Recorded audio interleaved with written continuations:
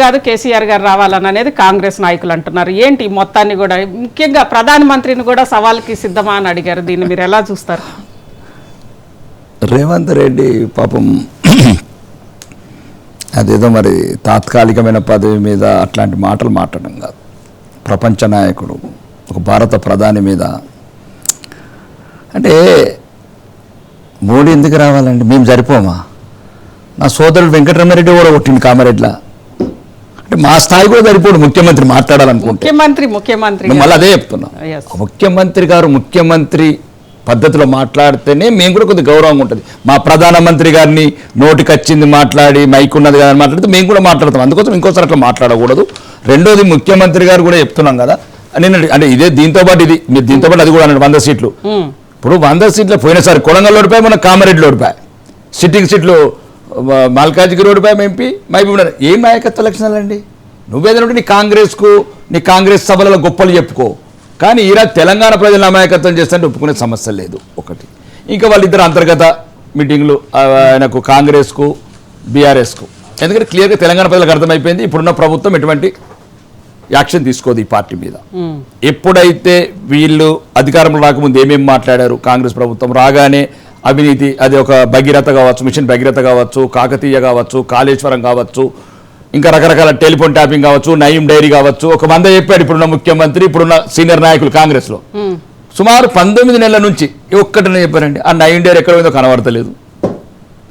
తెలంగాణ ప్రజలు క్లియర్గా అర్థమైపోయింది. ముఖ్యమంత్రి తీసుకోలేదు చర్యలు, కేంద్రం నుంచి మీరు తీసుకోవచ్చు కదా, మీరు కాస్త చొరవ చూపించవచ్చు కదా. ప్రజాస్వామ్యంలో ఒక రకమైన అందం ఉంది, ఒక బ్యూటీ ఆఫ్ ది డెమోక్రసీ రాజ్యాంగంలో. ఎందుకంటే ఇది అలసిపోయిన దేశము, ముక్కలైన దేశాన్ని ఒకటి చేసినాం భారతాన్ని. 563 సంస్థానాలని ఒక దేశంగా చేసిన సర్దార్ వల్లభాయ్. ఇది భవిష్యత్తులో ఈ దేశంలో కొన్ని రకాల ఇబ్బందులు ఉండకూడదని అప్పుడున్న రాజ్యాంగ నిర్మాతలు కొద్దిగా ఫెడరల్ స్టేట్స్కు ఎక్కువ రైట్స్ ఇచ్చారు. ఇప్పుడు మేము తీసుకోవడం సమయం వచ్చినప్పుడు తీసుకుంటాము, మా ప్రభుత్వం వచ్చినప్పుడు తీసుకుంటాం, అలా అని కాదు. ఇప్పుడు ఏదైనా సరే రాష్ట్ర ప్రభుత్వం నుంచి రావాలి. ఇప్పుడు టెలిఫోన్ ట్యాపింగ్ ఉంది, వాళ్ళే ఇంటున్నారు, వాళ్ళే మురుస్తున్నారు, వాళ్ళే చెప్తున్నారు. సంసారాల్లో చిచ్చు పెట్టిన వాళ్ళ మంత్రులే మాట్లాడతారు. ఇప్పుడు టెలిఫోన్ ట్యాపింగ్ మాకెట్లా తెలుస్తుంది? అధికార పార్టీ వాళ్ళు కాబట్టి వాళ్ళు చెప్పిన వాళ్ళు అక్కడ సీట్లో ఉంటారు, ఆ రికార్డ్స్ ఇస్తారు. ఆ రాష్ట్రంలోనే కదా. కానీ కేంద్ర హోంశాఖ పర్మిషన్ ఉండాలి కదా. కేంద్ర హోంశాఖ పరిమితి ఎవరికి ఉంటుంది? ఉగ్రవాద చర్యలు, తీవ్రవాద చర్యలు, ఏదైనా మత విద్రోహాలు, మత కల్లోలు రేపడానికి కుట్రలు జరిగినప్పుడు దాని వరకే కేంద్రం. దాన్ని అది ఏ దేశంలో ఉంటుంది, ఏ రాష్ట్రంలో ఉంటుంది. కానీ 30 రాష్ట్రాల్లో కూడా ఇక్కడ ఎందుకు వచ్చింది అంటే దుర్మార్గ చర్యలు చేసినా వాళ్ళ నెగోషియేషన్ నడుస్తున్నాయి. మాకు అది మీకు ఇది కాంగ్రెస్ బీఆర్ఎస్ మధ్య మొత్తం కూడా మరి నెగోషియేషన్ అయితే ఇంత డైరెక్ట్ గా చర్చకు రమ్మని ఎందుకు పిలుస్తారు? నువ్వు కొట్టినట్లు చేయు, నేను ఏడ్చినట్లు చేస్తాను, నువ్వు తిట్టిన ఆయన వచ్చేది కాదు, ఈయన ఓడు, అది అందరికీ తెలుసు. తెలంగాణ ప్రజలను అమాయకత్వం చేసి మళ్ళీ ఒక రకంగా ఆటలు ఆడుకుంటున్న ఇప్పుడు రాష్ట్ర ప్రభుత్వం. ఇప్పుడు కాళేశ్వరం నేను చెప్పట్లేదండి, నేను కాళేశ్వరం గురించి కూడా ఇప్పుడు కట్టడం అని ఇంపార్టెంట్ కాదు, అంటే నాణ్యత లేని కట్టడాలు కట్టారా లేదా, అవినీతి ప్రాజెక్టా కాదా, అధికారుల ఇళ్లలోనే 500 కోట్లు దొరికితే ఇంకా నాయకులు ఉద్దాండ నాయకుల ఇళ్ళలో ఎన్ని దొరుకుతాయండి? కాబట్టి తెలంగాణ ప్రజలకు అర్థమైంది కాంగ్రెస్ బీఆర్ఎస్ ఒకటి వాళ్ళకి నిజాయితీ చిత్తశుద్ధి ఉంటే రాష్ట్ర ప్రభుత్వంలో ఉన్న మీరు ఎవరైనా సరే ఎన్నికల ముందు ఏమేమి మాట్లాడారు, మీ నిజాయితీ నిరూపించుకోవాలంటే కఠినాటి కఠిన చర్యలు తీసుకోవాలి. క్వాలిటీ లేదా అంటే క్వాలిటీ లేకుంటే పరిశీలించండి. ఎవరొద్దన్నారండి? మీ ఎన్డీఆర్ఏ రిపోర్ట్ ఏమని ఇచ్చింది మీకు తెలియదా? ఆ ప్రాజెక్టు గురించి మాట్లాడాలంటే అన్న భవిష్యత్తులో ఒక 50 సంవత్సరాల తర్వాత తెలంగాణ బిడ్డలు భవిష్యత్ తరాలు కన్నీళ్లు పెడతారు. ఇది మామూలుగా అనుకుంటలేరు మీరు, ఇది మామూలుగా ఓదు పాపము. ఇప్పుడు ఎందుకు శాసనసభ కాళేశ్వరం విషయంలో మీది కూడా సేమ్ స్టాండ్. శాసనసభ మాట్లాడుతాను భవిష్యత్ తరాల బిడ్డల భవిష్యత్తు తెలుసుకొని. నేను చెప్పిన ప్రపంచ మేధావులు చెప్పారు ఇది ప్రాజెక్ట్ వర్కౌట్ కాదు, అమాయకమైన తెలంగాణ పుట్టే బిడ్డలు మంచి ఇంటలెక్చువల్స్ చూడతారు తెలంగాణలో. మీ సంగతి మీ చరిత్ర తర్వాత ఏమేమి చేశారు, తెలంగాణ పేరు చెప్పుకొని ఏమేమి చేశారు అవన్నీ తెలుసు తెలంగాణ ప్రజలకు. సబ్జెక్ట్ మాట్లాడు బ్రదర్, బతుకుండు చచ్చిపోడు కాదు అంటున్నానంటే మళ్ళీ అదే చెప్తున్నారు. తెలంగాణ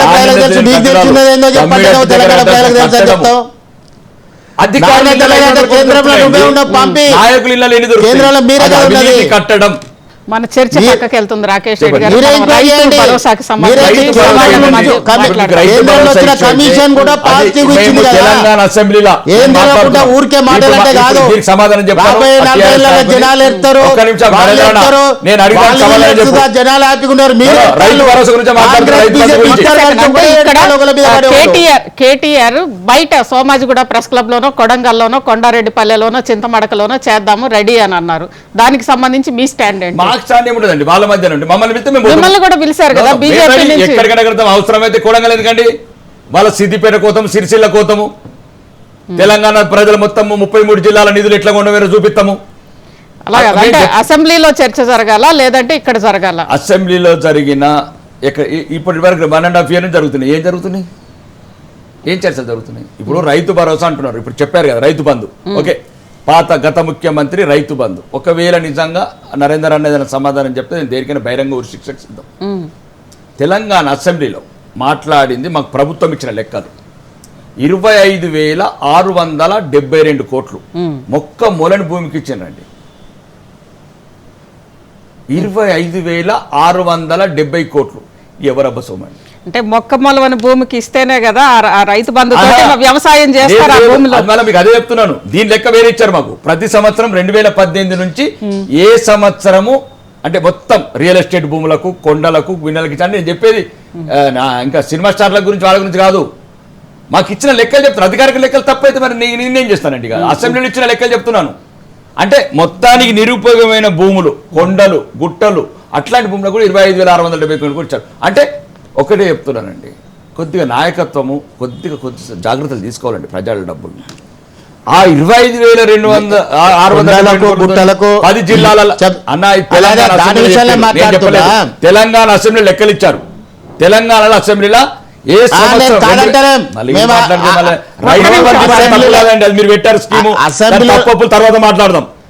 రైతు బంధు గురించి మేము అబ్జెక్షన్ చేయట్లేదన్న. మేము రైతు బంధు ఎవరికైతే కొండలు గుట్టలు ఉన్నాయో ఆ భూముల గురించి అడుగుతున్నామన్నా. దానికి కారణం చెప్తామండి, కారణం చెప్తాం. కారణం కూడా చెప్పద్దా అయింది? చెప్పండి నరేంద్ర గారు చెప్పండి. ఇప్పుడు కేసీఆర్ గారు తప్ప ఓకే డన్ డన్ అన్న చెప్పండి.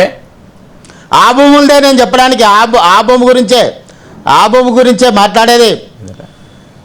చెప్పండి నరేంద్ర గారు. తెలంగాణ రాష్ట్రం వచ్చిన తర్వాత చెప్తున్నా తెలంగాణ రాష్ట్రం వచ్చిన తర్వాత మనము నిధులు నియామకాలు అన్నది ఏదైతే ఏర్పాటు చేసుకున్నామో బీడు పడిపోయినటువంటి పంట పొలాలు, బీడుపడినటువంటి భూములను తిరిగి పంట పొలాలుగా తీర్చిదిద్దడానికి, బీడుపడ్డ భూములను తిరిగి పంట పొలాలుగా తీర్చిదిద్దడానికి ప్రతి ఒక్క రైతు భూమికి, ప్రతి వ్యవసాయ భూమికి రైతు బీమా, రైతు బంధు ఇవ్వడం జరిగిందండి.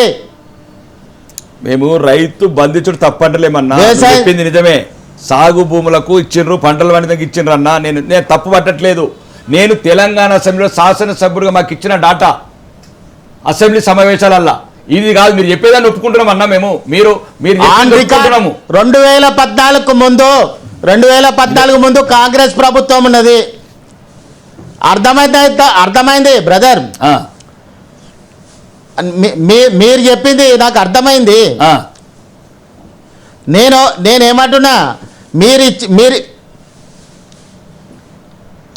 అన్న నేనేమంటున్నాను, నిధులు దుర్వినియోగమైనాయి, అనర్హులకు ఇచ్చారు, అవినీతి పెంచారు, అప్పుల పాలు చేశారు. ఇదని అంటున్నాను.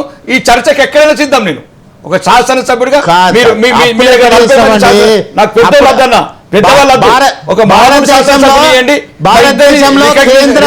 భారతదేశంలో కేంద్రం ఇప్పటికీ ఎన్ని లక్షల కోట్ల అప్పు చేసిందో అది కూడా ముందు పెడదాం అన్న. బ్రహ్మోత్సవాలు కావాలా, కేంద్ర ప్రభుత్వం ఆపరేషన్లు కావాలా, దేశం సురక్షితంగా ఉండాలంటే కేంద్ర ప్రభుత్వం అప్పులు చేయాల్సిందే. ఈడ అనర్హులకు స్కీమ్లు ఇచ్చినట్టు కాదు. మేము